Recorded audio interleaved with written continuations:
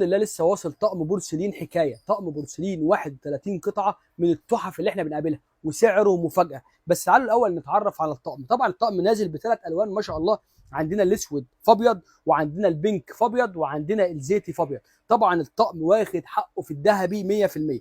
يعني الطقم طبعا غير ان اليد بتاعته شايفين الانسيابيه، تتمسك كده القطعه بالشكل اللي انتم شايفينه ده كده اهو. طبعا نازل السرافيس بالاطباق بتاعته بتاعت الغرف. الطقم بورسلين حر، يعني طقم بورسلين حر 31 قطعه، يعني ممكن باحتمال كبير جدا يغنيك عن طقم الصيني. زائد بقى ان الطقم ده فيه ميزه حلوه قوي مش موجوده في اي طقم، وهي السلطانيه. يعني نازل بسلطانيه بورسلين تغنينا عن طقم الشوربه. يعني البورسلين الصينيه دي تتحط على النار المباشره وتعملي فيها الاكل اللي انت عايزاه. زائد ان هو يخش الفرن لاعلى درجه حراره، وكمان يخش غساله الاطباق، وكمان نازل بسرفيز بالشكل اللي انتم شايفينه ده. يعني ممكن تعملوا فيه بقى برجر، تعملوا فيه ستيك، تعملوا فيه سمك.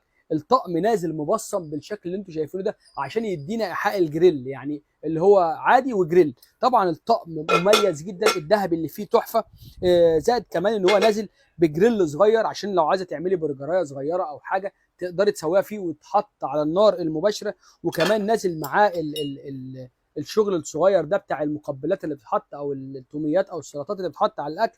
طقم تحفه يرضي كل الاذواق، اشكاله هاديه ساده انسيابيه، زائد التبصيم اللي فيه اللي انتم شايفينه ده الذهبي كامل.